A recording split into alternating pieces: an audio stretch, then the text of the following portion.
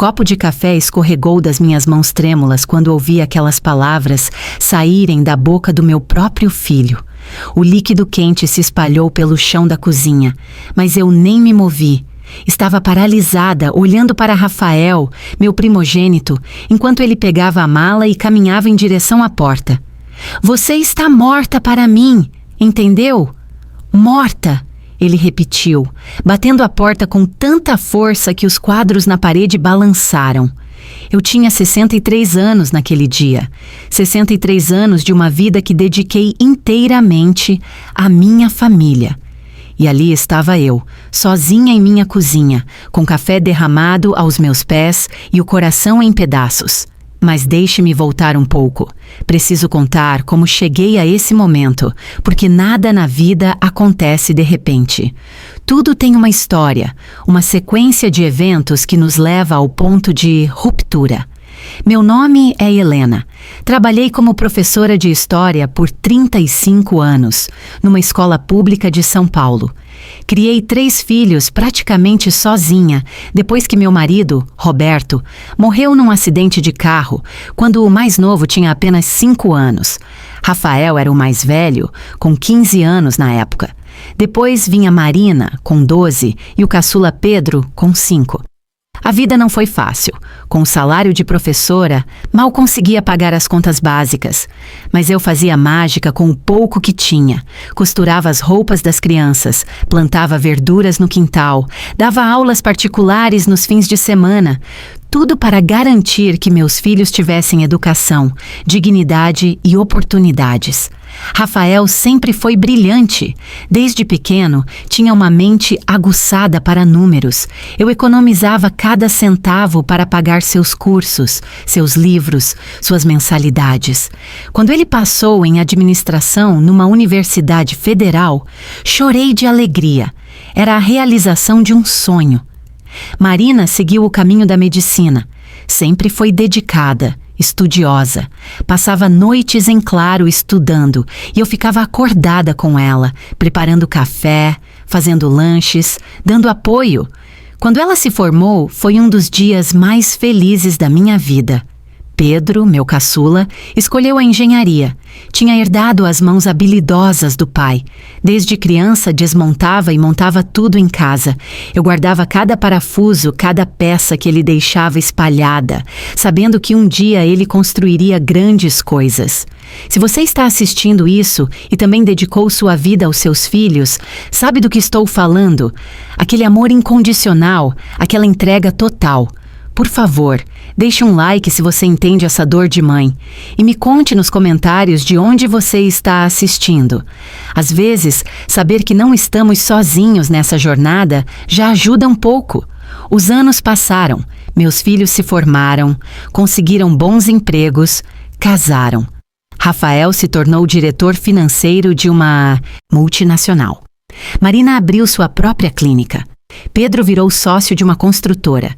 Eu me aposentei depois de décadas lecionando, com uma aposentadoria modesta, mas suficiente para viver com dignidade. Foi quando as coisas começaram a mudar. Primeiro, foram pequenos comentários. Rafael começou a criticar minha casa, dizendo que era velha demais, pequena demais, que eu deveria vender e ir morar num apartamento menor. Marina começou a sugerir que eu estava ficando esquecida, que talvez precisasse de ajuda para administrar minhas finanças. Pedro dizia que eu não deveria mais dirigir, que era perigoso. Eu achava que era preocupação. Amor de filhos cuidando da mãe que envelhece. Como eu estava enganada. A pressão foi aumentando gradualmente. Rafael aparecia com papéis para eu assinar, dizendo que era para meu próprio bem. Procurações, documentos bancários. Ele explicava tudo muito rápido, com termos técnicos. E quando eu pedia para ler com calma, ele ficava impaciente. Mãe, você não entende dessas coisas. Eu sou formado em administração, lembra? Confie em mim. E eu confiava. Por que não confiaria? Eu tinha dado a vida por aquele menino. Tinha vendido minhas joias para pagar seu cursinho.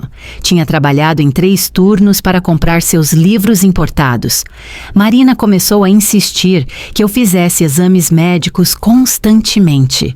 Levava-me a diferentes médicos, sempre procurando diagnósticos de demência, Alzheimer, qualquer coisa que pudesse provar que eu não estava bem mentalmente. Quando os exames voltavam normais, ela parecia frustrada. Mãe, você tem certeza que está se lembrando de tomar os remédios? Tem certeza que está bem? Pedro era mais direto. Começou a aparecer em casa com folhetos de casas de repouso.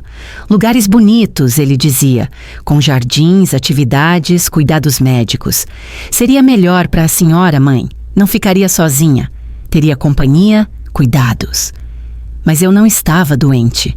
Não estava senil.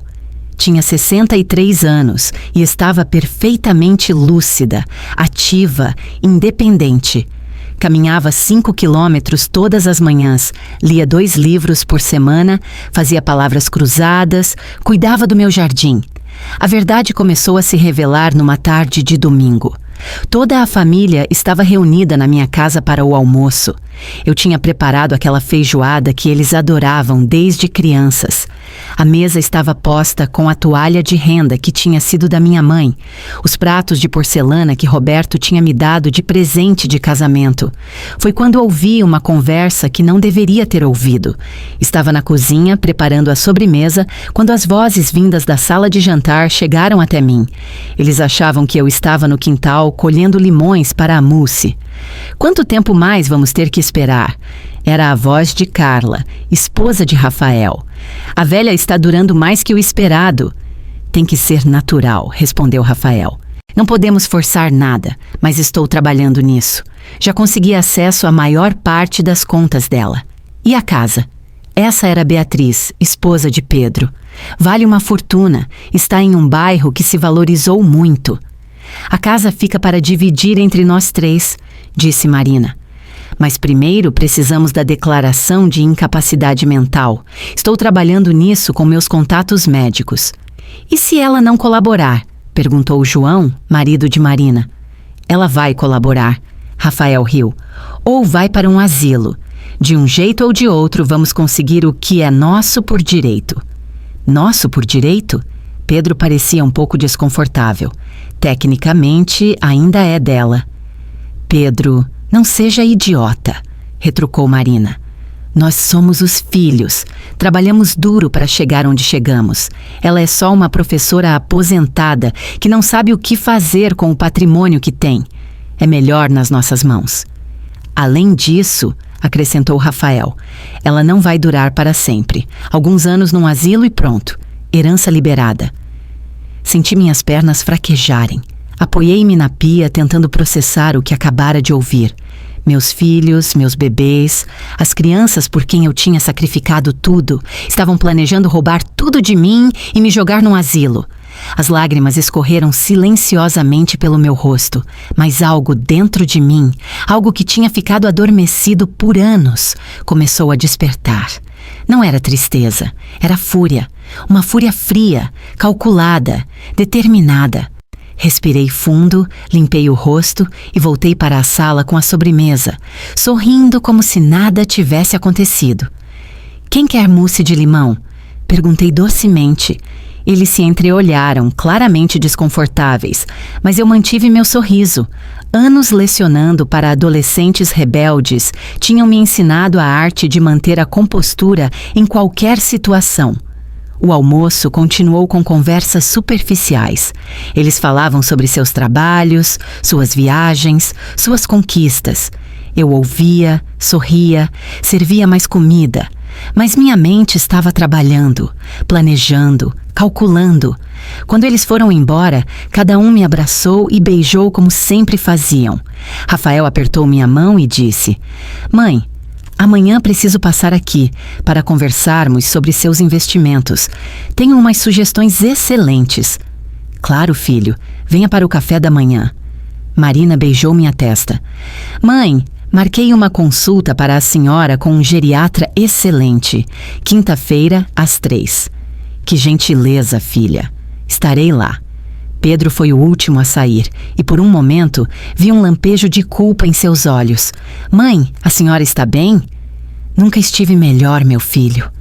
Assim que a porta se fechou, eu agi. Primeiro, liguei para minha amiga Dolores, que era advogada aposentada.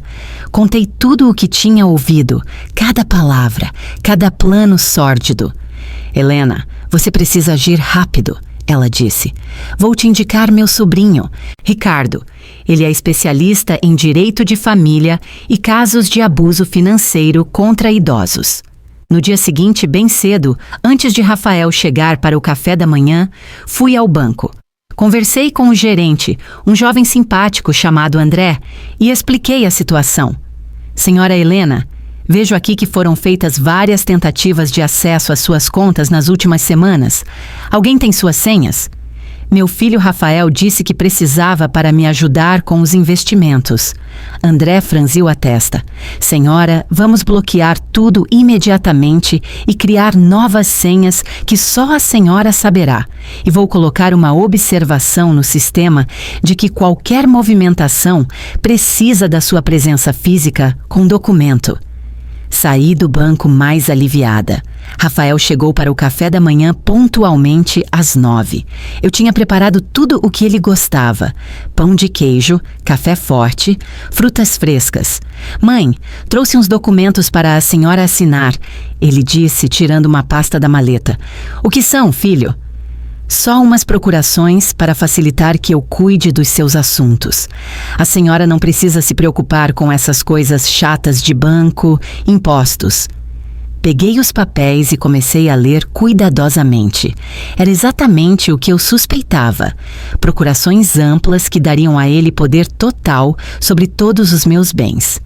Filho, acho melhor eu levar para ler com calma. Minha vista não anda boa. Ele ficou visivelmente irritado. Mãe, é só assinar. Não tem nada demais aí. Está duvidando de mim? Claro que não, filho. Só quero entender o que estou assinando. A senhora não confia em mim? Sua voz subiu. Depois de tudo que eu fiz, me formei, te dei netos, te ajudo com tudo e a senhora não confia em mim? Rafael, não é questão de confiança. É sim. Ele bateu na mesa. A senhora está ficando paranoica. Marina tem razão. A senhora precisa de ajuda médica. Foi a primeira vez que ele levantou a voz para mim. Fiquei em silêncio, observando meu filho, o menino que eu tinha ninado, se transformar num estranho ganancioso na minha frente. Vou pensar sobre os documentos, disse calmamente. Ele saiu batendo a porta, deixando os papéis na mesa. Liguei imediatamente para Ricardo, o advogado. Não assine nada, ele disse. Vamos nos encontrar amanhã. Traga todos os documentos que eles tentaram fazer você assinar. Nos dias seguintes, as coisas escalaram rapidamente. Marina apareceu com 2 médicos em casa, sem avisar. Mãe, eles vieram fazer uma avaliação. É procedimento padrão para pessoas da sua idade. Eu não marquei nenhuma consulta domiciliar. Eu marquei por você. Você esqueceu, viu? É por isso que precisamos fazer essa avaliação. Os médicos pareciam desconfortáveis. Um deles, o mais jovem, se aproximou de mim. Senhora, a senhora quer que façamos essa avaliação? Não. Obrigada. Estou perfeitamente bem e tenho meus próprios médicos. Marina ficou furiosa. Mãe, está vendo? A senhora está sendo difícil. Isso é sinal de demência. Não, Marina. Isso é sinal de que ainda tenho controle sobre minha própria vida. Ela saiu arrastando os médicos, gritando que eu ia me arrepender. Pedro apareceu no dia seguinte com mais folhetos de asilos. Mãe, pelo menos visite alguns. São lugares lindos. Pedro, eu tenho uma casa. Não preciso de asilo. Mas, mãe, a senhora sozinha aqui é perigoso.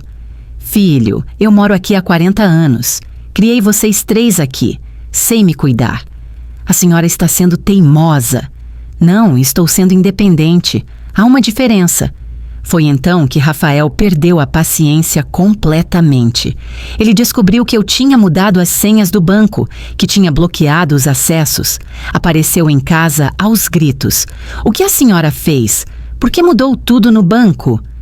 Porque minhas contas são minhas, Rafael. Eu sou seu filho, tenho direito de cuidar das suas coisas. Não, você não tem. Eu estou viva, lúcida e capaz. Foi quando ele disse aquelas palavras terríveis. A senhora é uma velha egoísta. Não pensa na família, só em si mesma. Rafael, eu pensei na família a vida toda. Agora estou pensando em mim. Sim. Então é assim? A senhora vai virar as costas para seus próprios filhos? Vocês é que estão virando as costas para mim, filho. Querem meu dinheiro, minha casa, mas não me querem. Seu rosto ficou vermelho de raiva. Sabe de uma coisa? A senhora está morta para mim. Ouviu bem? Morta! E foi assim que chegamos ao início desta história. O copo de café caído, a porta batendo, meu coração em pedaços. Mas a história não terminou ali. Na verdade, foi ali que ela realmente começou. Depois que Rafael saiu, liguei para Ricardo. Eles escalaram as ameaças. Preciso agir agora. Helena, tenho uma ideia, mas vai precisar de coragem. Depois do que passei hoje, tenho coragem para qualquer coisa. Ricardo me explicou seu plano. Era ousado, arriscado, mas poderia funcionar. Envolvia expor toda a situação publicamente, de uma forma que eles não esperariam. Conheço uma jornalista, Patrícia Mendes. Ela faz uma série sobre abuso contra idosos no Jornal da Tarde. Sua história seria perfeita para a série. Aparecer na televisão? Ricardo, eu sou uma pessoa reservada. Helena, às vezes a melhor defesa é o ataque. Se eles querem te declarar incapaz, vamos mostrar para o mundo inteiro o quanto você é lúcida e articulada. Pensei em todas as humilhações, em todas as tentativas de me diminuir, de me roubar não só meus bens, mas minha dignidade. Vamos fazer isso. Patrícia veio me entrevistar no dia seguinte.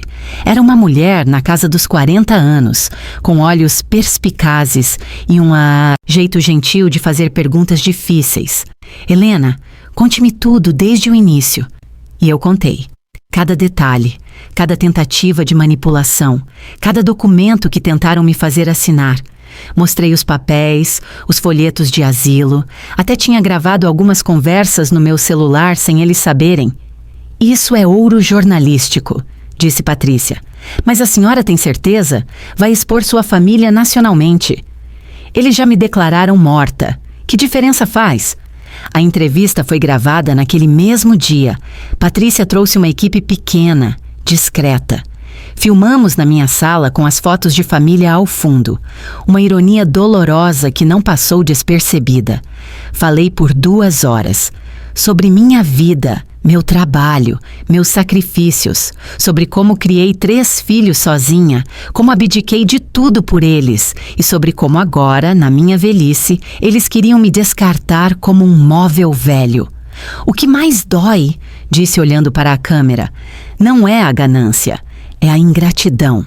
É descobrir que o amor que você achava que era recíproco era unilateral. Patrícia também entrevistou Ricardo, que explicou os aspectos legais do caso. Ele falou sobre o crime de abuso financeiro contra idosos, sobre as tentativas de interdição fraudulenta, sobre as penas previstas em lei.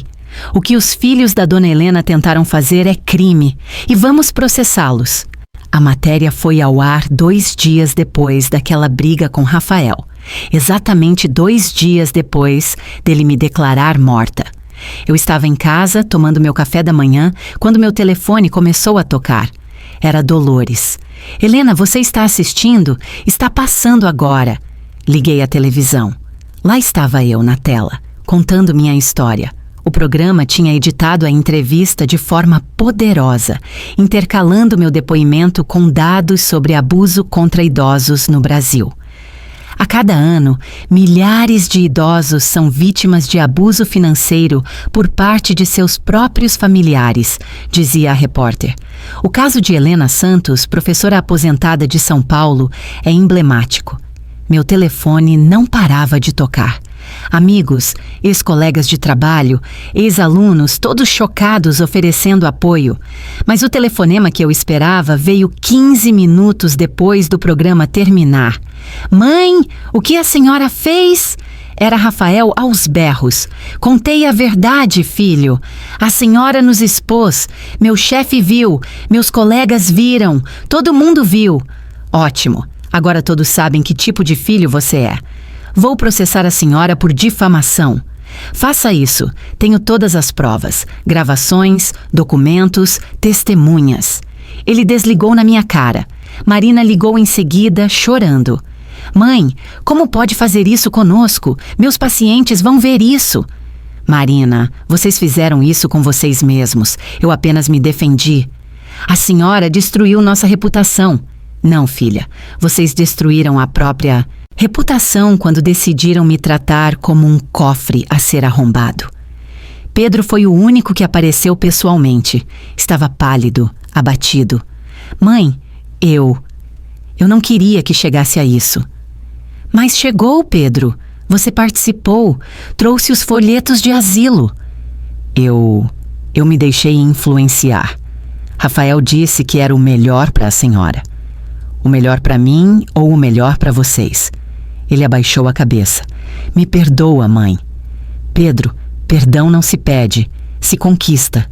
Prove que você é diferente dos seus irmãos. Ele saiu cabisbaixo, mas pelo menos não me xingou, nem me ameaçou. A repercussão da matéria foi além do que eu esperava. O caso viralizou nas redes sociais. Pessoas compartilhavam suas próprias histórias de abuso familiar. Criei sem querer um movimento. Patrícia me ligou no dia seguinte. Helena, a matéria teve a maior audiência do ano. Pessoas do Brasil todo querem saber mais sobre seu caso.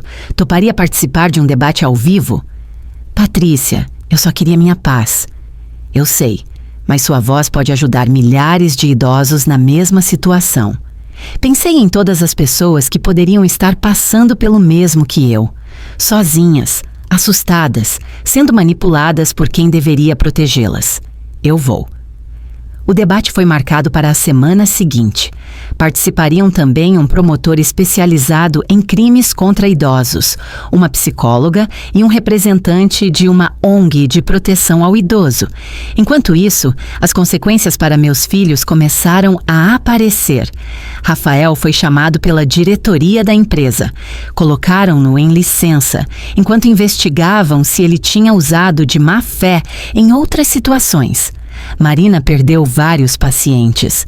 Sua clínica começou a receber avaliações negativas online. Pedro foi o menos afetado profissionalmente, mas sua esposa, Beatriz, pediu o divórcio, dizendo que não queria estar associada a alguém capaz de fazer isso com a própria mãe. Ricardo, meu advogado, entrou com uma ação judicial contra os três por tentativa de abuso financeiro e coação. Também conseguiu uma ordem de restrição. Eles não podiam se aproximar de mim ou da minha casa.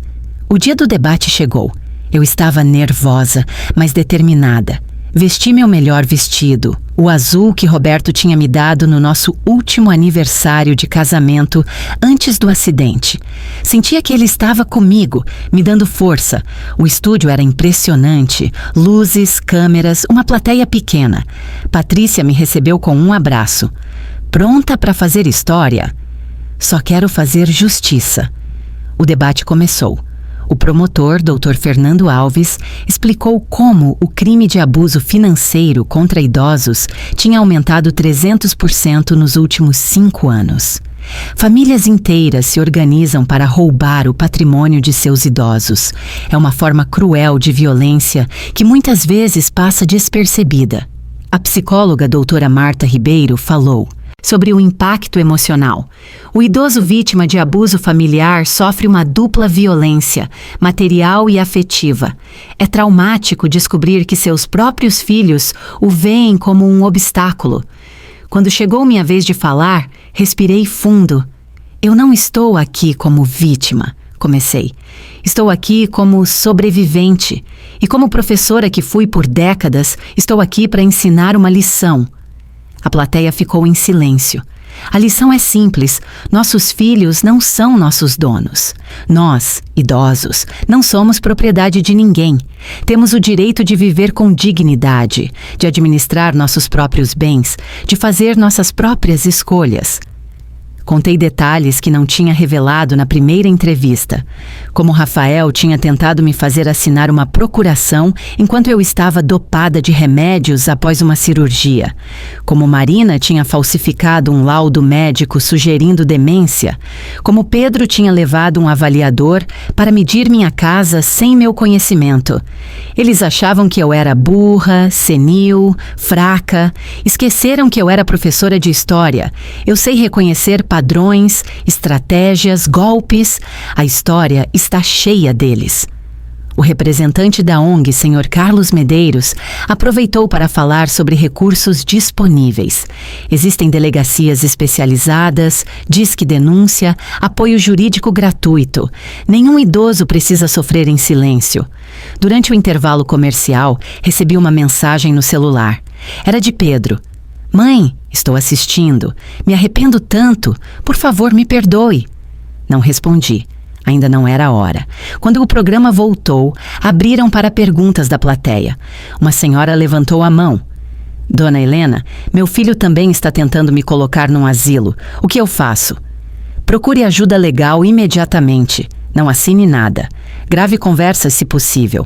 E, principalmente, não tenha medo de lutar pelos seus direitos.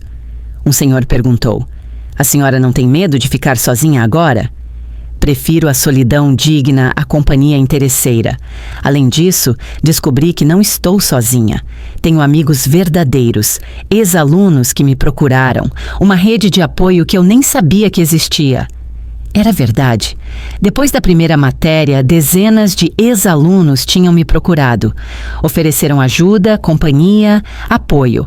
Um deles, Carlos, que hoje é um advogado bem-sucedido, se ofereceu para me representar gratuitamente caso Ricardo precisasse de ajuda. O debate terminou com uma revelação bombástica.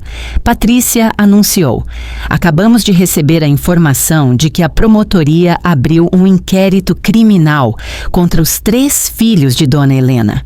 As provas apresentadas são contundentes. Meu coração apertou.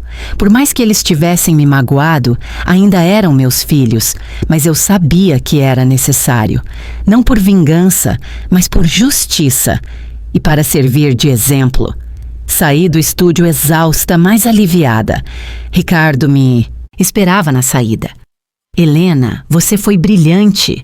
Esse depoimento vai ajudar muita gente. Espero que sim, mas Ricardo, não quero que meus filhos vão presos. Isso não depende mais de nós, mas posso tentar um acordo, talvez prestação de serviços comunitários, indenização, tratamento psicológico. Faça o que achar melhor. Voltei para casa naquela noite e pela primeira vez em semanas, dormi em paz. Tinha feito o que precisava fazer. Nos dias seguintes, minha casa virou um ponto de encontro. Ex-alunos apareciam para tomar café, vizinhos traziam bolo, amigos antigos ressurgiam. Descobri que não estava sozinha, nunca estive. Tinha construído uma família muito maior do que aquela de sangue. Uma semana depois, recebi uma visita inesperada. Era Lívia, minha neta mais velha, filha de Rafael. Tinha 18 anos e estava no primeiro ano de medicina. Vó, posso entrar? Claro, meu amor. Ela entrou tímida, envergonhada. Vó, eu vi tudo. O programa, as notícias. Estou com tanta vergonha do meu pai. Lívia, você não tem culpa de nada. Mas eu sabia, vó. Ouvi as conversas. Deveria ter te avisado. Você é jovem, estava numa posição difícil. Ela começou a chorar. Vó, eu te amo. Você sempre foi minha heroína. Ver o que eles fizeram, não consigo nem olhar para o meu pai. Abracei minha neta, sentindo um calor no coração que há tempos não sentia. Lívia, o amor verdadeiro sempre sobrevive. Você está aqui, isso é o que importa. Ela passou a me visitar regularmente. Contou que tinha brigado feio com Rafael, que tinha saído de casa e estava morando com uma amiga. Vó, posso vir morar com você? Lívia, você sempre terá um lugar aqui, mas pense bem, Rafael ainda é seu pai. Um pai que tentou roubar e internar a própria mãe? Não, obrigada. Outros netos também começaram a aparecer. Lucas, filho de Marina, de 16 anos. Sofia, filha de Pedro, de 14. Eles vinham escondidos dos pais, mas vinham. Vó, a gente não sabia de nada, disse Lucas. Mamãe sempre falava que você estava doente, que precisava de cuidados. Eu sei, meu amor, vocês não têm culpa. Sofia foi mais direta. Vó, meu pai chora todo dia. Disse que fez a maior burrada da vida dele. E fez mesmo. Ele quer te pedir perdão. Sofia, perdão não se mendiga, se constrói com ações. Enquanto isso, o processo legal seguia. A promotoria tinha provas robustas. Os documentos que tentaram me fazer assinar tinham cláusulas abusivas.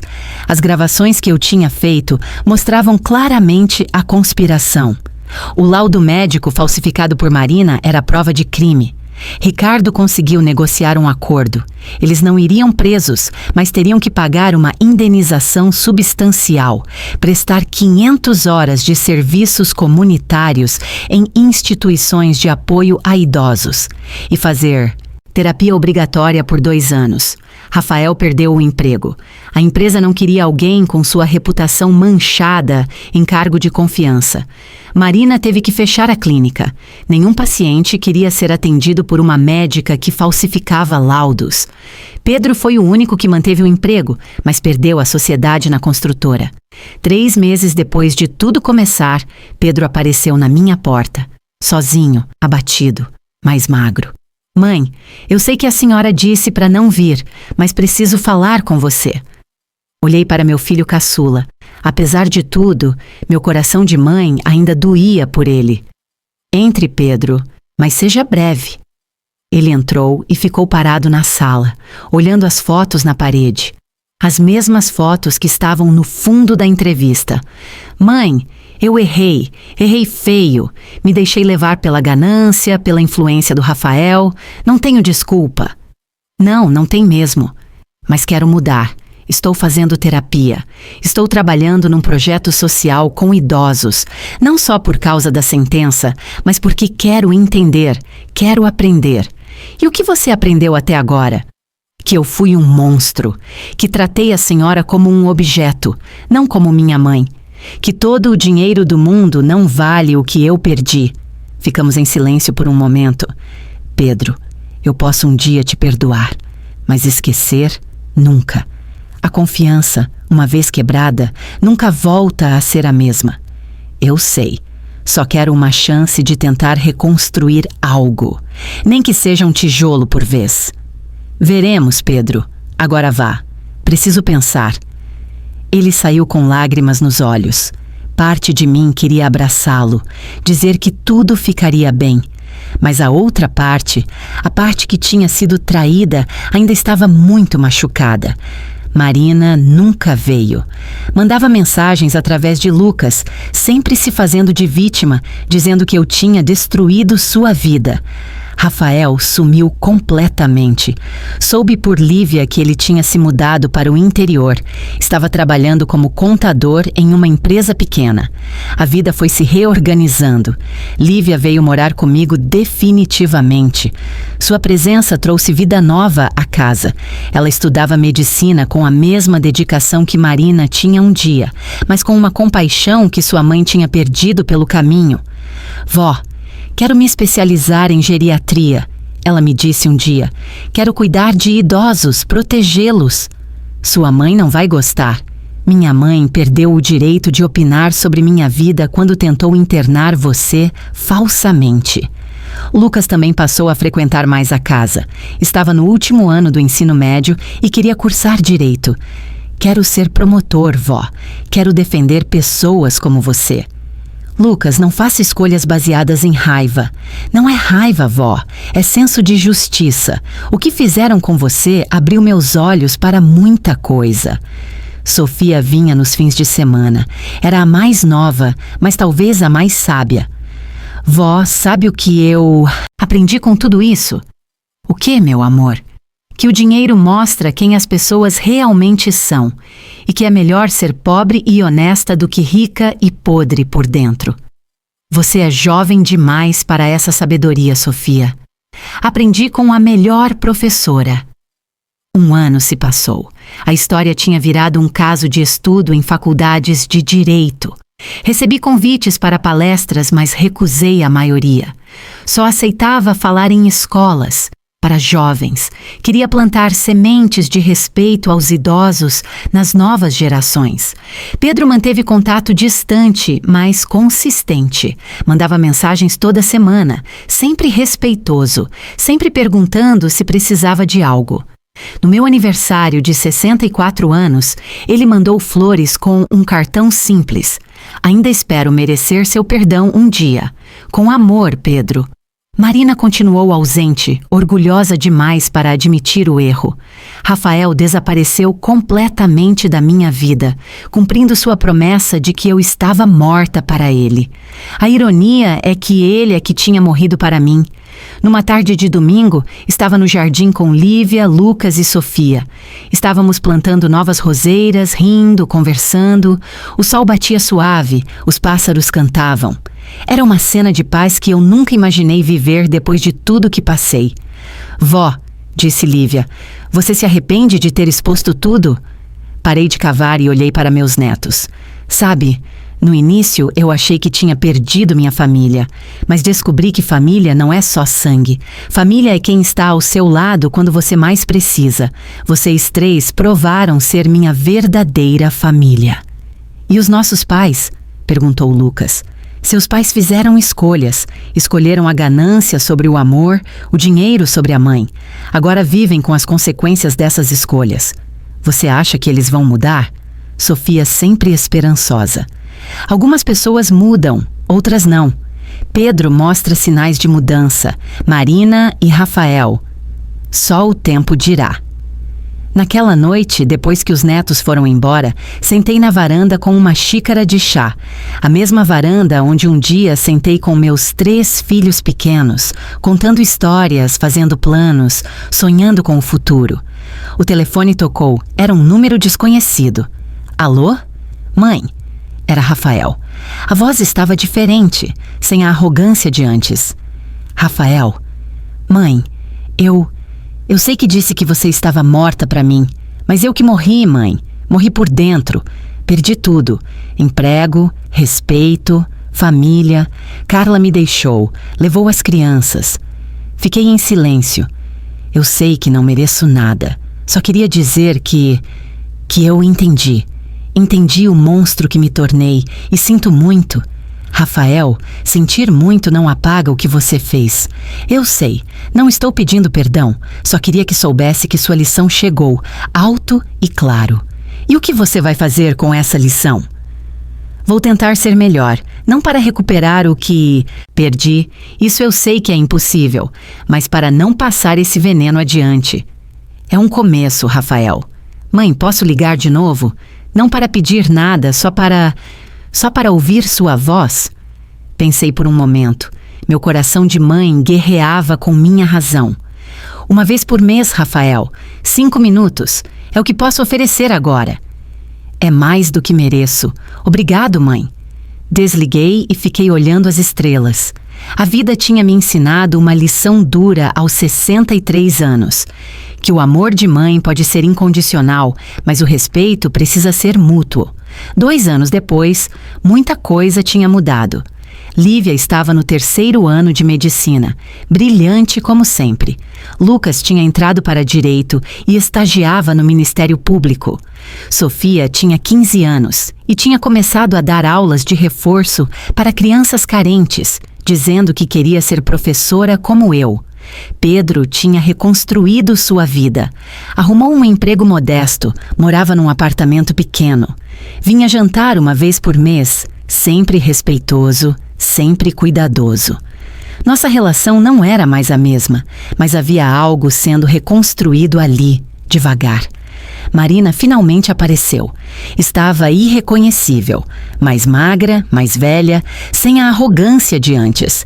Tinha conseguido emprego como médica plantonista num hospital público. Mãe, eu errei. Foram suas primeiras palavras em 2 anos. Sim, Marina, você errou. Eu queria tanto ter mais, ser mais. Esqueci o que realmente importava. E o que você descobriu que realmente importa? Integridade, amor, família de verdade, tudo que joguei fora. Você não jogou fora, Marina. Você vendeu por um preço muito baixo. Ela chorou. Pela primeira vez em anos vi minha filha chorar de verdade, não as lágrimas manipuladoras de antes. Mãe, será que um dia... Marina, eu tenho 65 anos. Não sei quanto tempo me resta. Não vou desperdiçá-lo com rancor, mas também não vou fingir que nada aconteceu. Se você quiser tentar reconstruir algo, a porta está aberta, mas são seus atos que vão determinar se você vai atravessá-la. Rafael mantinha contato telefônico mensal. Tinha arrumado emprego, estava reconstruindo a vida devagar. Numa das ligações, ele disse algo que me surpreendeu. Mãe, estou dando palestras em empresas sobre ética. Conto minha história, minha queda, como a ganância me transformou num monstro. É minha forma de tentar compensar o mal que fiz.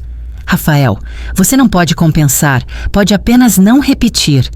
Eu sei, mas se minha história servir de aviso para outros, talvez algum bem saia disso tudo.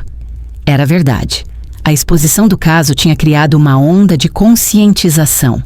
Leis mais duras foram aprovadas. Campanhas de proteção ao idoso foram lançadas. Minha dor tinha virado instrumento de mudança. Num domingo especial, organizei um almoço. Convidei Pedro. E pela primeira vez em 2 anos, Marina. Rafael não foi convidado. Ainda não estava pronta para isso.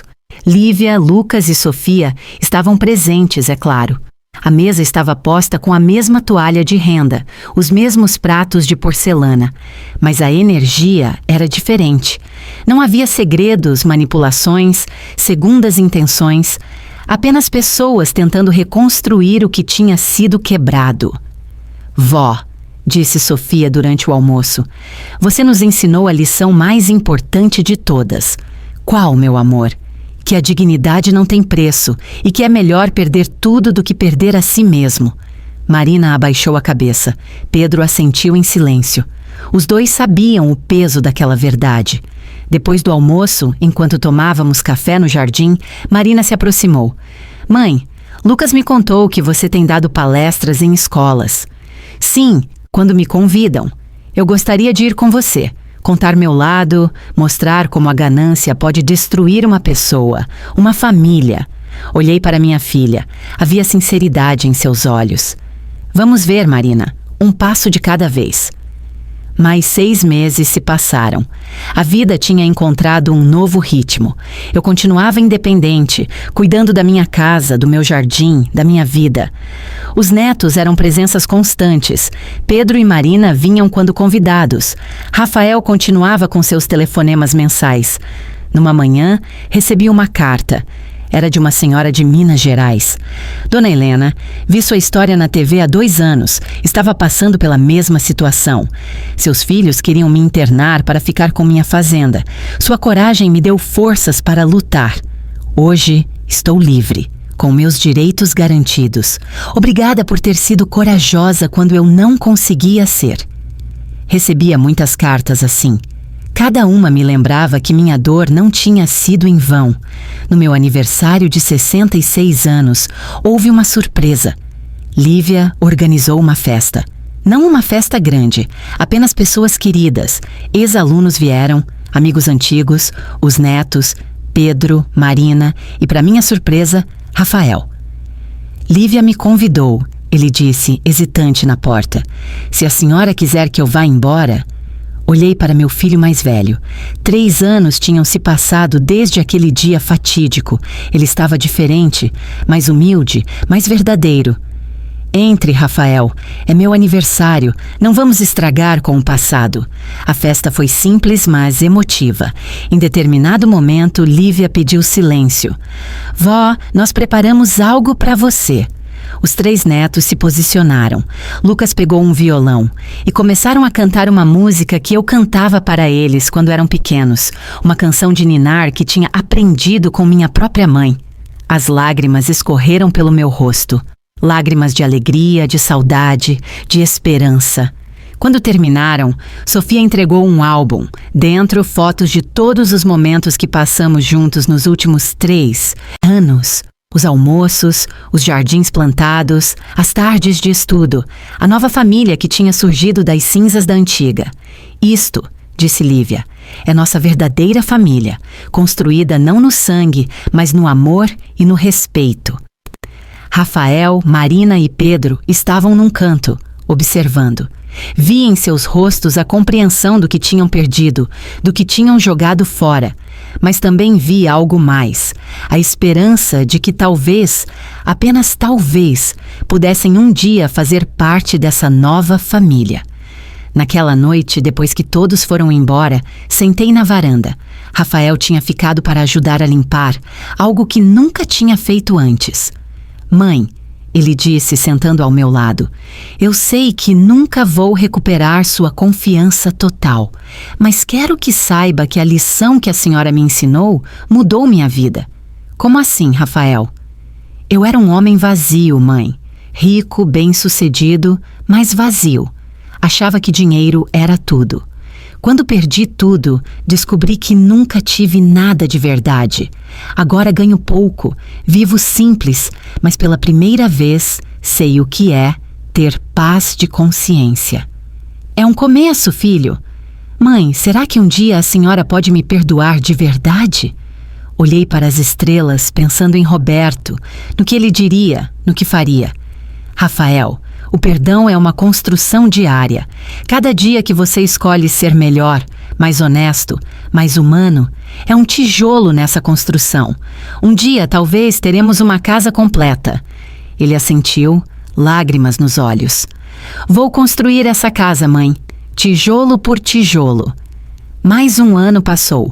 Lívia se formou em medicina com honras. Em seu discurso de formatura, me agradeceu publicamente. A minha avó, Helena Santos, que me ensinou que a verdadeira medicina não é apenas curar corpos, mas respeitar a dignidade humana em todas as idades. Lucas passou no concurso para promotor. Seu primeiro caso foi justamente de abuso contra idosos. Vó, é por você. Por todos os idosos que sofrem em silêncio. Sofia entrou para uma faculdade de pedagogia, determinada a ser professora. Como você, vó, quero formar pessoas, não apenas ensinar matérias. Pedro tinha se tornado um filho presente, respeitoso, cuidadoso. Nossa relação nunca mais seria a mesma, mas havia amor ali, reconstruído sobre bases mais honestas. Marina também tinha encontrado seu caminho. Trabalhava com idosos carentes, atendia em asilos públicos. Era sua forma de redenção. Cada idoso que atendo, mãe, vejo a senhora e me lembro do monstro que fui. Não se torture eternamente, Marina. Aprenda e siga em frente. Rafael era o mais distante ainda, mas mantinha contato regular. Suas palestras sobre ética tinham se tornado referência. Ele transformou sua queda em lição para outros. Numa tarde chuvosa, recebi uma visita inesperada. Era o promotor Fernando Alves, do debate na TV anos atrás. Dona Helena, vim trazer uma notícia. O caso da... Senhora virou jurisprudência. 3 leis foram criadas baseadas no que aconteceu com a senhora. Milhares de idosos estão protegidos hoje, graças à sua coragem. Doutor Fernando, eu só me defendi. Não, senhora. A senhora fez muito mais. Deu voz a quem não tinha. Deu coragem a quem tinha medo. A senhora é uma heroína. Heroína não, doutor. Apenas uma professora que decidiu dar sua última e mais importante aula. Quando ele saiu, fiquei pensando em toda a jornada, a dor da traição, a coragem da exposição, o lento processo de reconstrução. Tinha valido a pena? Olhando para Lívia estudando na mesa, Lucas preparando um caso, Sofia corrigindo provas de seus alunos, eu sabia que sim. Meu telefone tocou. Era uma produtora de documentários. Dona Helena, queremos fazer um documentário sobre sua história. Seria um projeto educativo, para conscientização. Já expus minha vida o suficiente. Por favor, pense. Sua história pode salvar outras famílias. Vou pensar. Consultei os netos. Eles foram unânimes. Vó, sua história precisa ser contada completa, com o antes, o durante e o depois. Mostrar que é possível reconstruir. Concordei com uma condição. Meus filhos também participariam se quisessem. Era importante mostrar os dois lados, a queda e a possibilidade de redenção. Para minha surpresa, os três aceitaram. Rafael foi o mais eloquente. Quero que as pessoas vejam no que me transformei. Quero que filhos olhem para mim e sintam nojo, e então prometam nunca ser como eu fui. As gravações duraram semanas. Foi doloroso reviver tudo, mas também catártico. Ver meus filhos assumirem seus erros publicamente, sem desculpas, foi poderoso. Marina chorou durante seu depoimento. Eu era médica. Jurei não fazer mal e usei minha profissão para tentar destruir minha própria mãe. Não há perdão suficiente para isso, mas há a possibilidade de servir de aviso. Pedro foi mais contido, mais sincero. A ganância me cegou. Segui meus irmãos como um cordeiro. Esqueci quem tinha me criado, me amado. Hoje, trabalho para merecer uma segunda chance que sei que não mereço. O documentário incluiu também depoimentos de outros idosos que tinham se inspirado no meu caso para se defender. Uma senhora de 80 anos do Rio disse: Dona Helena me deu coragem. Hoje meus filhos estão respondendo o processo e eu estou livre. Quando perguntaram o que eu tinha aprendido com tudo, respondi: aprendi que o amor de mãe é incondicional, mas o respeito é conquistado. Que a família verdadeira não é necessariamente a de sangue e que nunca é tarde demais para lutar pela própria dignidade. O documentário foi lançado no Dia Nacional do Idoso. A repercussão foi enorme. Escolas passaram a usá-lo em aulas de ética. Faculdades de direito o adotaram como estudo de caso. Famílias assistiram juntas, conversaram sobre o tema. Recebi uma carta que me emocionou particularmente. Era de uma jovem de 20 anos. Dona Helena, depois de ver seu documentário, confrontei meus pais sobre o que estavam fazendo com minha avó. Hoje, ela está protegida e amparada. A senhora salvou minha avó e minha própria consciência. No lançamento do documentário, toda a família estava presente. Rafael, Marina, Pedro, os netos, até alguns bisnetos que tinham nascido nesse meio tempo. Quando pediram para eu falar, olhei para todos eles. Família, comecei, não é perfeita. Família erra, machuca, às vezes destrói. Mas família também pode aprender, crescer, reconstruir. Olho para vocês hoje e vejo não a família perfeita, mas uma família real. Com cicatrizes, com histórias difíceis, mas com a possibilidade de futuro. Rafael pediu a palavra. Eu declarei minha mãe morta há 5 anos. Hoje, declaro que estava morto. Morto por dentro, morto de ganância. Minha mãe me ressuscitou com sua coragem, mesmo sem querer. Mãe, obrigado por ter sobrevivido a nós. Houve um silêncio emocionado. Então, Lívia começou a aplaudir. Logo, toda a sala aplaudia. Naquela noite, voltei para casa cansada, mas em paz. Lívia tinha preparado um chá, como sempre fazia. Vó, você se arrepende de alguma coisa? Pensei por um momento. Me arrependo de não ter visto os sinais antes. Me arrependo de ter confiado cegamente. Mas não me arrependo de ter lutado, de ter exposto, de ter sobrevivido. E o perdão, vó? Você perdoou mesmo? Lívia, o perdão não é um momento, é um processo. Cada dia eu perdoo um pouco mais. Não por eles, mas por mim. O rancor é um veneno que bebemos esperando que o outro morra. Ela sorriu, sábia além de seus anos. Vó, você devia escrever um livro. Para quê? Já contei minha história de todas as formas possíveis. Não a história da traição, a história da reconstrução, do depois, de como é possível renascer aos 63 anos. A ideia ficou na minha cabeça. Talvez fosse hora de contar não apenas a dor, mas a cura. Não apenas a queda, mas o voo. Comecei a escrever no dia seguinte. Não sobre meus filhos e sua traição, isso já estava bem documentado, mas sobre o depois. Sobre Lívia chegando com suas malas e seu coração partido. Sobre Lucas descobrindo sua vocação na minha dor. Sobre Sofia encontrando sabedoria na tragédia familiar. Escrevi sobre as manhãs no jardim, replantando não apenas flores, mas esperança. Sobre os jantares que começaram silenciosos e foram ficando cheios de risadas. Sobre como 3 netos se tornaram meus filhos do coração. Escrevi também sobre o lento retorno de Pedro, Marina e Rafael. Não como os filhos que foram, mas como as pessoas que estavam tentando ser. Sobre segundas chances, não porque merecemos, mas porque a vida é curta demais para o ódio eterno. O livro levou 1 ano para ficar pronto. Chamei de Depois da Tempestade, uma história de reconstrução familiar.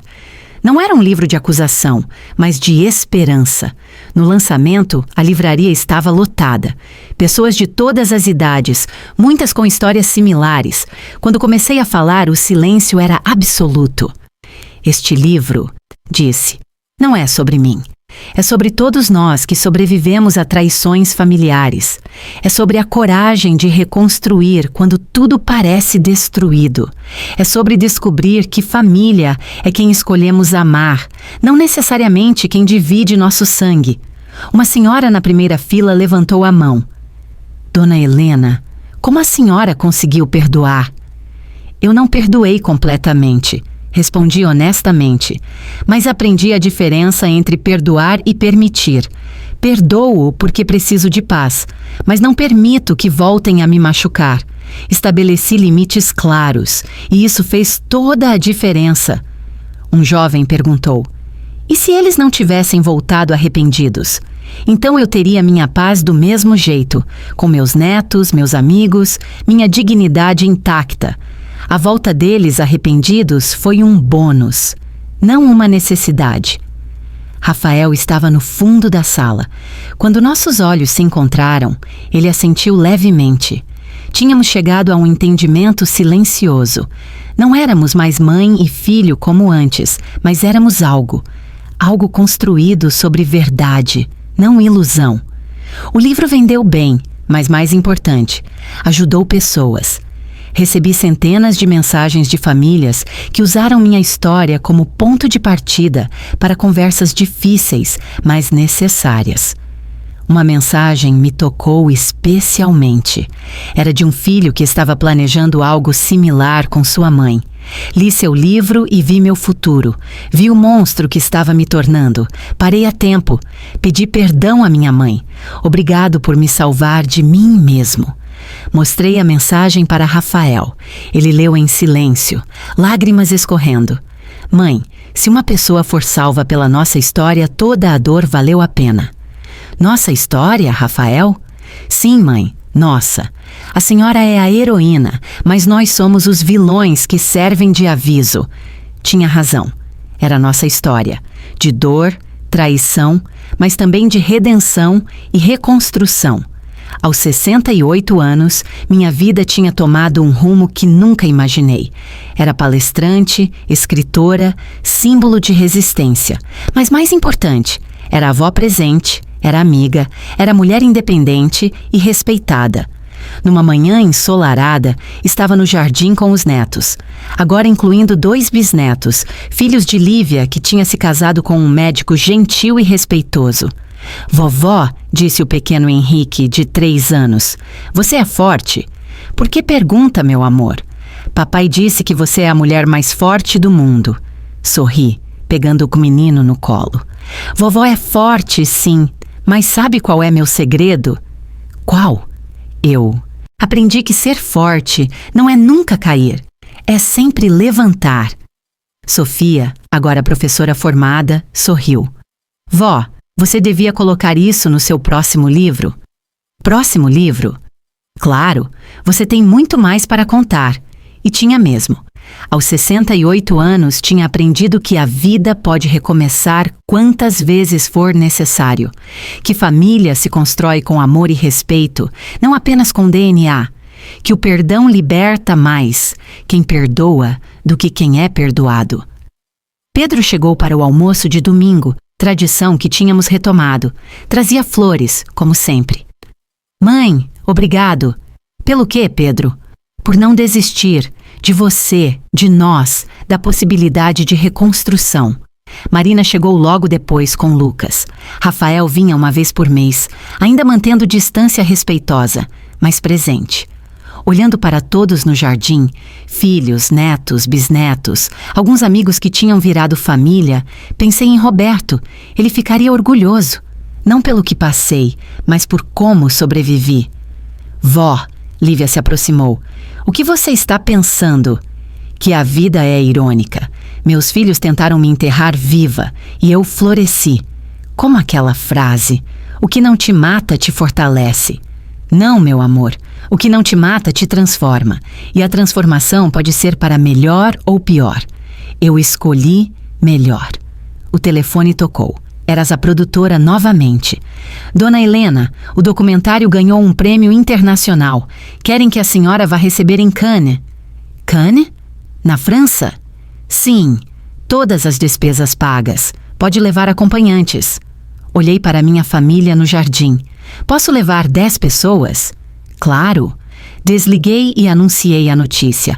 A alegria foi geral. Lívia começou a planejar a viagem imediatamente. Vó vai pisar no tapete vermelho. Eu, uma professora aposentada de São Paulo? Não, vó. Uma sobrevivente, uma guerreira, uma inspiração. Rafael se aproximou, hesitante. Mãe, posso falar uma coisa?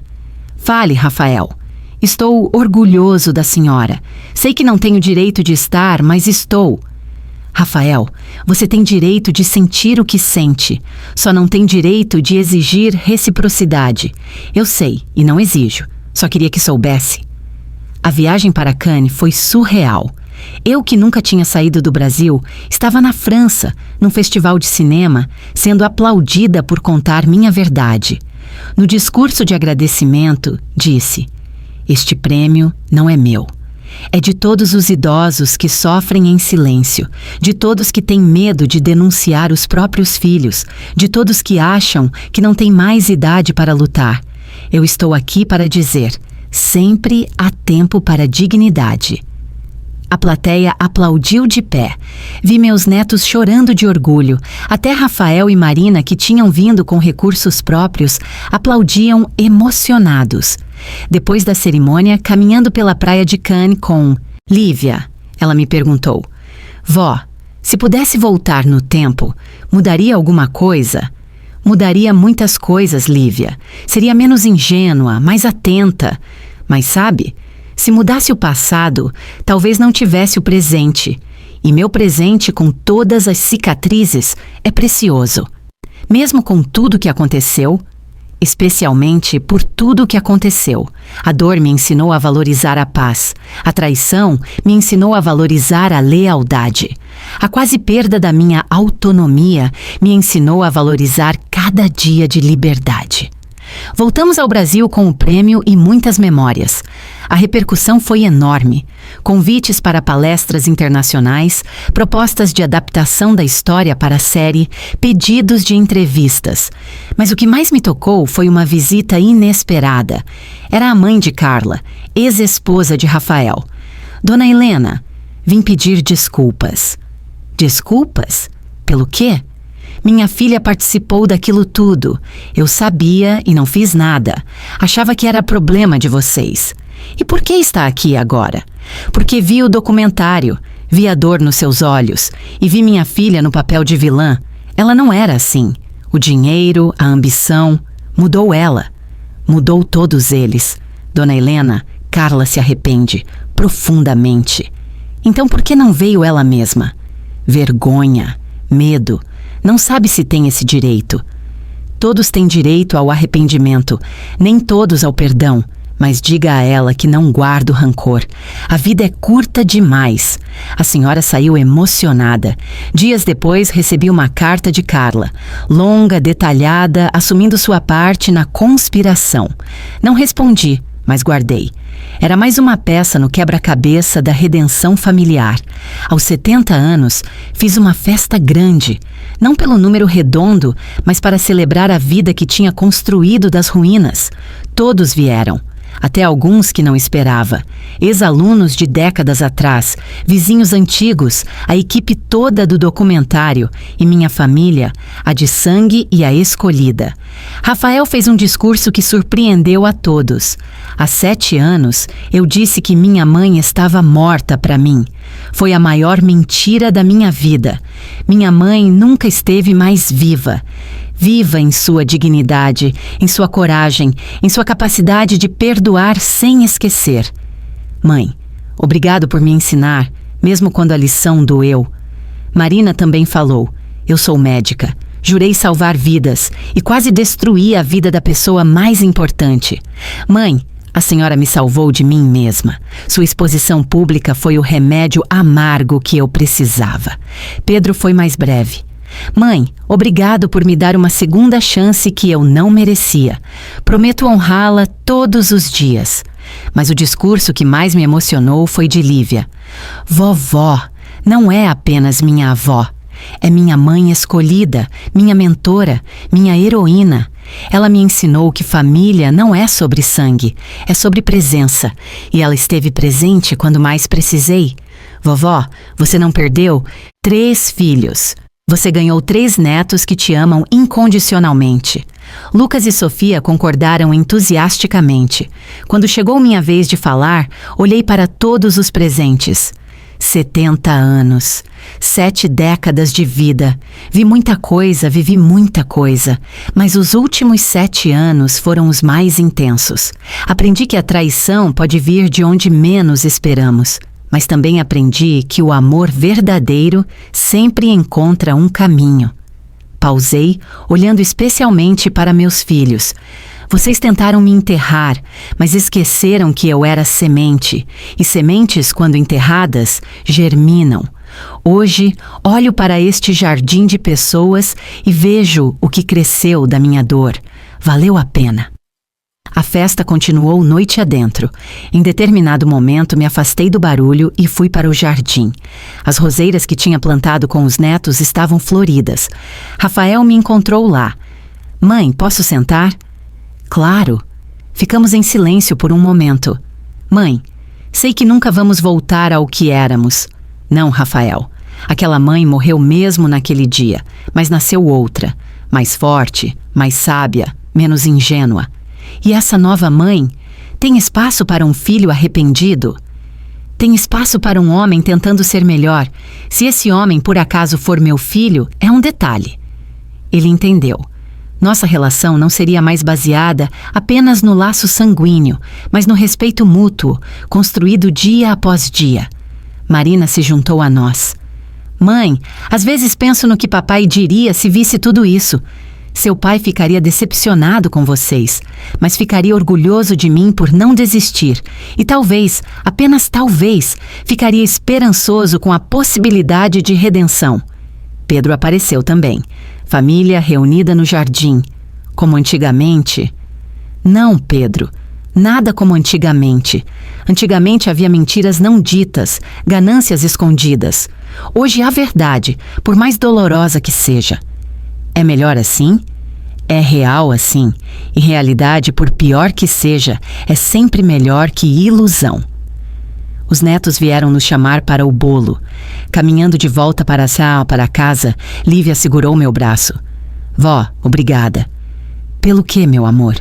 Por me mostrar que é possível renascer em qualquer idade. Por me ensinar que dignidade não tem prazo de validade. Entramos na casa cheia de luz, risos e amor.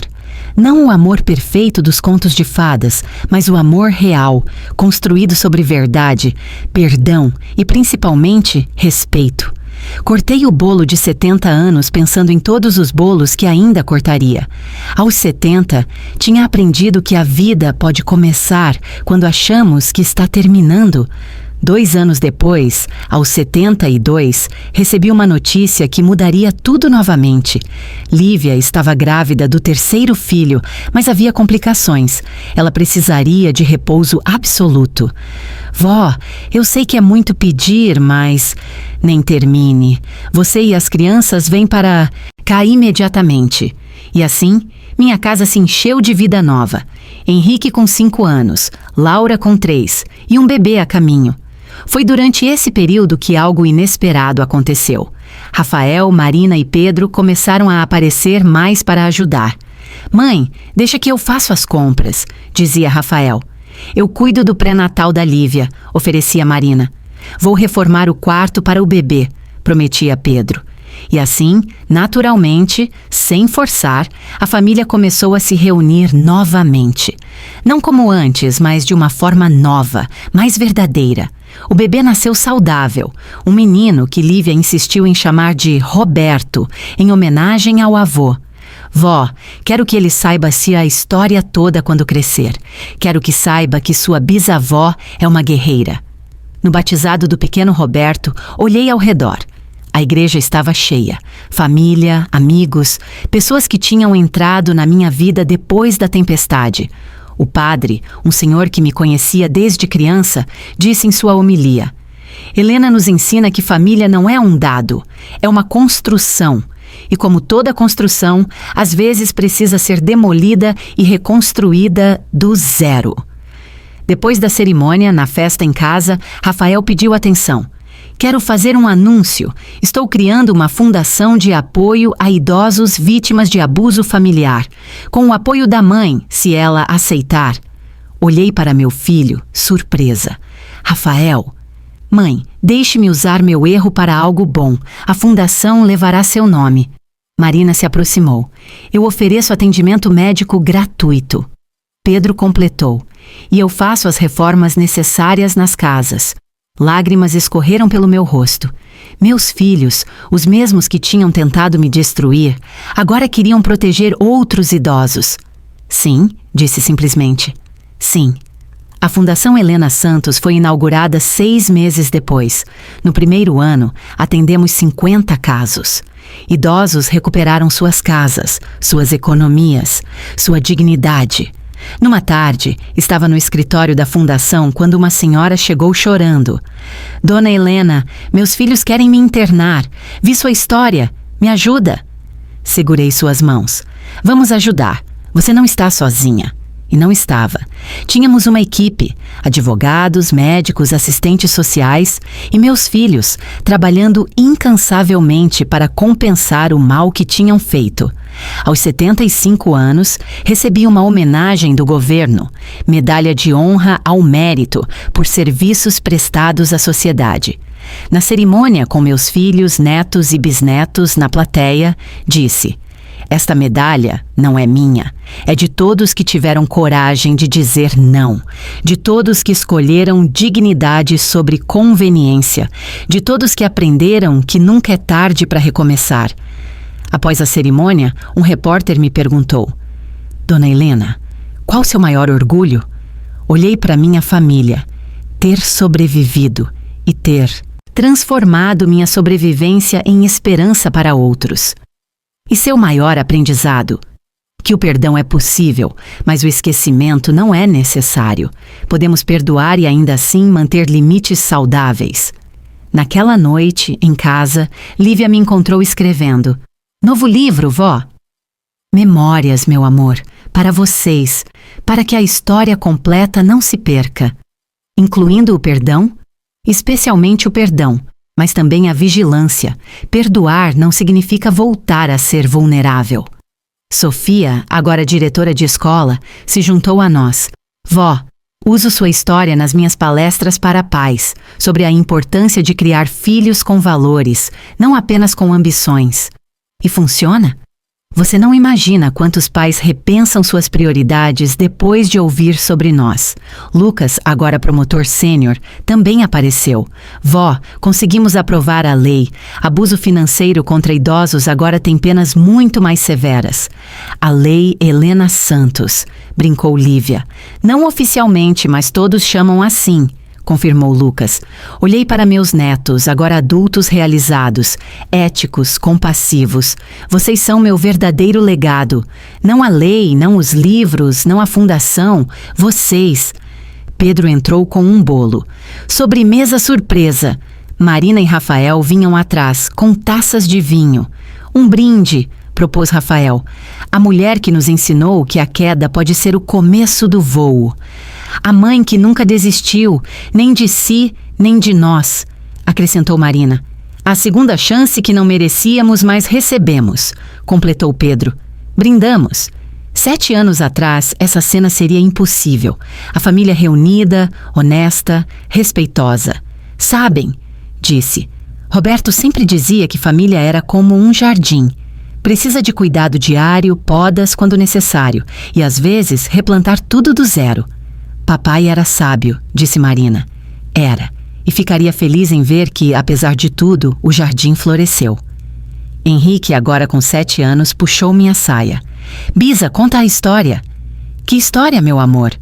A história da Bisa valente. Sorri. Para ele, era uma história de aventura. Um dia entenderia as nuances. Era uma vez uma professora. E contei. Uma versão suave, apropriada para a idade.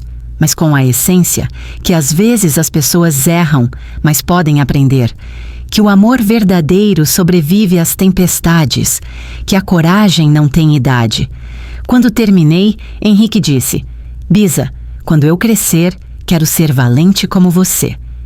Meu amor, você já é. Valentia se aprende todo dia, nas pequenas escolhas. A noite avançou. Um por um, foram indo embora. Rafael foi o último. Mãe, obrigado. Pelo que desta vez, Rafael? Por me deixar tentar. Todos os dias, por me deixar tentar ser melhor. Rafael, a porta do perdão está sempre aberta, mas é você que tem que atravessá-la todos os dias. Eu sei, e atravesso, mãe, com gratidão. Depois que ele saiu, fiquei sozinha na sala, mas não me sentia só. A casa respirava vida, amor, história. Peguei o álbum de fotos que Sofia tinha feito. As primeiras páginas mostravam a família antiga, poses perfeitas escondendo ambições imperfeitas. As últimas mostravam a família nova, imperfeita na superfície, mas genuína no fundo. Fechei o álbum e fui para o jardim. As roseiras estavam floridas, perfumando a noite. Cada uma plantada num momento de reconstrução. Aos 75 anos, tinha aprendido que a vida é cíclica. Plantio, crescimento, poda, replantio. O segredo é nunca parar de plantar, mesmo quando a terra parece árida. Meu telefone tocou. Era uma mensagem de uma desconhecida. Dona Helena, não me conhece, mas sua história salvou minha vida. Tinha decidido me matar depois que meus filhos me roubaram tudo. Vi seu documentário. Se a senhora conseguiu, eu consigo. Obrigada por existir. Respondi imediatamente. Você consegue sim. Um dia de cada vez. Procure ajuda. Não está sozinha. Ela respondeu com um emoji de coração. Esses momentos faziam tudo valer a pena. Cada lágrima, cada dor, cada humilhação tinha se transformado em força para outros. Voltei para dentro e encontrei Lívia me esperando. Ela tinha dormido no sofá. Vó, achei que tinha ido dormir. Estava no jardim pensando. Em quê? Em como a vida é surpreendente. Aos 63, achei que minha vida tinha acabado. Aos 75, vejo que estava apenas começando. Vó, você é inspiradora. Não, meu amor, sou apenas teimosa demais para desistir. Ela riu. Vó, os meninos estão dormindo. Posso ficar aqui hoje? Esta sempre será sua casa, Lívia. Fomos dormir, mas antes passei pelos quartos dos bisnetos. Henrique abraçava um ursinho. Laura tinha chutado as cobertas. Roberto dormia tranquilo no berço. Olhando para eles, pensei no futuro. Que histórias contariam sobre mim? Que lições levariam? Espero que levem a mais importante, que a dignidade não tem preço, o amor verdadeiro sobrevive a tudo e nunca é tarde demais para recomeçar. Voltei para meu quarto, na mesa de cabeceira, a foto de Roberto. Consegui, amor. Salvei nossa família, não como era, mas como deveria ser. Adormeci em paz, sabendo que tinha cumprido minha missão. Não apenas sobrevivi, transformei sobrevivência em vida plena. E a vida, descobri aos 75 anos, estava apenas começando. Acordei no dia seguinte com o sol entrando pela janela e risadas de criança no jardim. Henrique e Laura brincavam enquanto Lívia preparava o café. Bom dia, vó. Fiz seu pão de queijo favorito. Você me mima demais, Lívia. Nunca será demais. Você merece todo o mimo do mundo. Durante o café, meu telefone tocou. Era a editora. Dona Helena, seu novo livro está pronto para lançamento. Podemos marcar? Sim, mas quero que seja na fundação e que toda a renda seja revertida para os atendimentos. A senhora tem certeza? Absoluta. Lívia sorriu. Vó generosa como sempre. Não é generosidade, é justiça. Ganhei muito mais do que dinheiro com minha história. Ganhei propósito. O lançamento foi emocionante. A fundação lotou. Idosos atendidos vieram agradecer pessoalmente. Cada história era uma confirmação de que minha luta não tinha sido em vão. Uma senhora de 80 anos se aproximou. Dona Helena, por sua causa, hoje moro na minha casa, não num asilo. Meus filhos tiveram que devolver tudo que pegaram. Fico feliz, Dona Maria, mas a vitória é sua, não minha. Não, a coragem veio da senhora, de saber que não estava sozinha. Rafael observava de longe. Quando nossos olhares se cruzaram, vi orgulho genuíno em seus olhos. Não o orgulho possessivo de antes, mas admiração real. Marina atendia idosos num canto, fazendo avaliações gratuitas. Pedro mostrava projetos de adaptação de casas para melhor acessibilidade. Vó, Lucas se aproximou. Este é seu verdadeiro legado. Não a dor, mas a transformação da dor em cura. Lucas, meu neto filósofo. Aprendi com a melhor. A noite caiu e a fundação ainda fervilhava de vida. Histórias eram compartilhadas, lágrimas derramadas, mas também risadas e esperança. Subi ao pequeno palco para falar. Quando meus filhos tentaram me destruir há 12 anos, achei que era meu fim. Hoje, vejo que foi meu começo. Cada um de vocês que está aqui, lutando por seus direitos, é prova de que a idade não nos torna descartáveis. Somos sobreviventes, somos guerreiros, somos dignos de respeito. Aplausos ecoaram.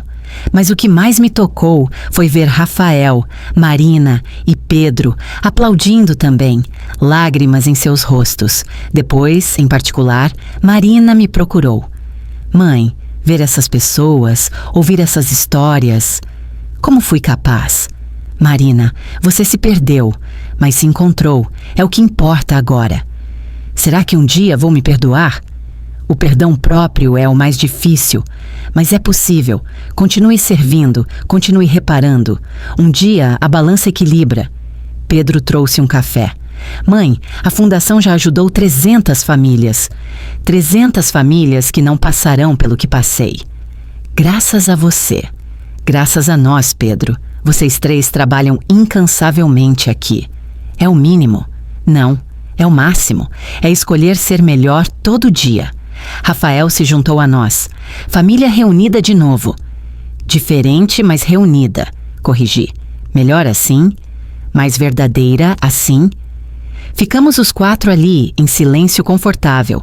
Não o silêncio tenso de segredos, mas o silêncio pacífico da aceitação. Mãe, Rafael quebrou o silêncio. Se pudesse voltar... Não podemos, Rafael, e não devemos ficar presos ao se. Temos o agora. É o que importa. A senhora é sábia. Não, sou sobrevivente. A sabedoria veio por necessidade, não por escolha. Lívia apareceu com as crianças. Vó, hora de ir. As crianças estão cansadas. Olhei uma última vez ao redor. A fundação continuaria seu trabalho. Minha história continuaria inspirando. Meus filhos continuariam se redimindo. Em casa, coloquei os bisnetos na cama. Henrique pediu. Bisa, quando vou ser corajoso como você? Você já é, meu amor, toda vez que escolhe ser gentil, honesto, justo. Mas você enfrentou os vilões. Henrique, os maiores vilões às vezes são pessoas que amamos e a maior coragem é perdoar sem esquecer. Não entendo. Um dia vai entender. Laura sonolenta murmurou. Bisa é heroína. Não, meu amor. Bisa é humana. E humanos podem ser extraordinários quando necessário. Desci e encontrei Lívia escrevendo. Trabalhando? Escrevendo sobre você, vó, para minha tese. Sobre resiliência na terceira idade. Eu viro tese agora? Você vira exemplo acadêmico de superação. Sentei ao seu lado. Lívia, quero te contar algo que nunca contei. O quê, vó? No dia que Rafael disse que eu estava morta para ele, pensei em desistir. Realmente pensei. Mas então lembrei de vocês. Você, Lucas, Sofia. E pensei, se eu desistir, que exemplo deixo? Vó? Vocês me salvaram, Lívia, não o contrário. Ela me abraçou chorando. Nós nos salvamos mutuamente, vó. É assim que deve ser família, salvação mútua, não destruição mútua. O telefone tocou. Era um número internacional. Dona Helena, aqui é da ONU. Gostaríamos de convidá-la para falar na Assembleia sobre direitos dos idosos. ONU? Deve haver algum engano? Não há engano. Sua história atravessou fronteiras. Queremos que fale para o mundo. Eu preciso pensar. Claro, mas seria uma honra tê-la. Desliguei atônita. Vó, ONU, você vai? Lívia, eu tenho 75 anos. E daí? Você mesma diz que idade não é limite. Tinha razão. Se minha voz podia ajudar idosos globalmente, era meu dever ir. Vou, mas vocês vão comigo. Todos? Todos. Inclusive Rafael, Marina e Pedro. O mundo precisa ver a história completa, queda e redenção. A preparação para a viagem foi intensa, mas pela primeira vez em anos, trabalhamos como família, cada um contribuindo com suas habilidades. No avião para Nova York, Rafael sentou ao meu lado. Mãe, obrigado por me incluir. Rafael, sua presença é importante. Mostra que mudança é possível. Ainda assim é generoso? Não, é estratégico. Sua história de arrependimento pode prevenir outros crimes. Ele entendeu. Não era perdão cego, era uso pragmático da redenção. Na ONU, diante de delegados do mundo todo, contei nossa história, mas desta vez com meus filhos ao lado. Rafael falou sobre como a ganância o cegou, Marina sobre como a ambição a corrompeu, Pedro sobre como a fraqueza o tornou cúmplice, mas também falaram sobre redenção, sobre a fundação, sobre as centenas de famílias ajudadas. O abuso contra idosos, disse ao final, é uma pandemia silenciosa, mas o silêncio pode ser quebrado, a dignidade pode ser defendida, em qualquer idade, em qualquer país. A ovação foi longa. Delegados se aproximaram com suas próprias histórias. Uma delegada da Índia disse: sua coragem inspirou legislação no meu país. Um delegado do Japão: usamos seu caso em campanhas de conscientização. África, Europa, Américas. Nossa história tinha se tornado universal. Naquela noite no hotel, a família se reuniu no meu quarto. Vó, disse Lucas, você se tornou cidadã do mundo. Não, me tornei voz dos sem voz. Sofia, grávida de seu primeiro filho, tocou a barriga. Este bebê vai crescer sabendo que sua bisavó mudou o mundo. Não mudei o mundo, Sofia. Apenas mostrei que mudar é possível. Marina segurou minha mão. Mãe, hoje, vendo você lá, tive orgulho genuíno. Não por ser sua filha, mas por testemunhar sua grandeza. Marina, minha grandeza veio da minha queda. Paradoxal, não? Transformador, ela corrigiu. Pedro estava quieto num canto. Pedro, estava pensando, mãe. Se não tivéssemos feito o que fizemos, vocês não seriam quem são hoje. Eu não seria quem sou. A fundação não existiria. Centenas de famílias não teriam sido ajudadas. Então nosso mal gerou bem? Não, Pedro. Vocês escolheram transformar seu mal em bem. Há uma diferença. Rafael completou. A diferença entre destino e escolha. Exato. Ficamos em silêncio, absorvendo o momento. Nova York brilhava pela janela. O mundo tinha ouvido nossa história. Mãe, Rafael disse finalmente, obrigado por não desistir de nós. Eu desisti, Rafael, mas vocês não desistiram de tentar. E eu não desisti de mim. De volta ao Brasil, a repercussão foi massiva. Mas o que mais me tocou foi uma visita inesperada. Era um senhor de 80 anos, com seus 3 filhos. Dona Helena, viemos agradecer. Sua história nos fez conversar. Meus filhos entenderam. Hoje, vivemos em harmonia. Prevenção é melhor que remediação, disse. Seus filhos tiveram que aprender do jeito difícil. Mas aprenderam, é o que importa. Um dos filhos do senhor disse, assistimos seu documentário em família. Foi um choque. Vimos nossos planos expostos. E mudaram? Completamente. Hoje cuidamos do pai com amor, não interesse. Depois que saíram, Lívia comentou, Vó, você preveniu tragédias. Espero que sim. Aos 76 anos, recebi a notícia de que seria avó novamente. Sofia esperava gêmeos. Vó, quero que sejam criados perto de você, para aprenderem. Aprender o quê? Que integridade não tem preço, que família é construção diária, que o amor verdadeiro sobrevive a tudo. O tempo passou. Os gêmeos nasceram, mais vida enchendo a casa, mais amor para compartilhar. Num domingo comum, estávamos todos no jardim, 4 gerações reunidas. Rafael tocava violão, Marina preparava o almoço, Pedro brincava com as crianças. Sabe, disse para ninguém em particular, Roberto teria adorado ver isso. Pai está vendo, disse Marina com convicção. Você acredita nisso? Preciso acreditar que ele viu nossa queda, mas também nossa redenção. Ele sempre disse que a família era nossa maior riqueza. Ele estava certo, disse Rafael. Só entendemos tarde demais. Mas entenderam? Ele ficaria orgulhoso. Pedro trouxe uma foto antiga. Todos nós, décadas atrás. Roberto no centro, sorrindo. Éramos felizes e não sabíamos. Éramos inconscientes, Pedro. Hoje somos conscientes. É melhor. Mais doloroso. Mas mais verdadeiro. Henrique correu até mim. Bisa, olha, plantei uma roseira. Linda, meu amor. É para você, porque você é forte como as rosas. Linda, mas tem espinhos. Ri. Criança e sua sabedoria involuntária. Sim, meu amor. Todos precisamos de espinhos às vezes. A tarde caiu suave. A família permaneceu unida no jardim. Não perfeita, mas real. Não sem cicatrizes, mas curada. Aos 76 anos, olhando para minha família reconstruída, entendi finalmente o propósito de tudo. A traição tinha sido o preço da transformação. A dor, o preço da sabedoria. A exposição, o preço da mudança. E valeu cada lágrima. Porque hoje, quando meu filho grita, mãe, não é mais em raiva, mas em amor. E isso não tem preço. End.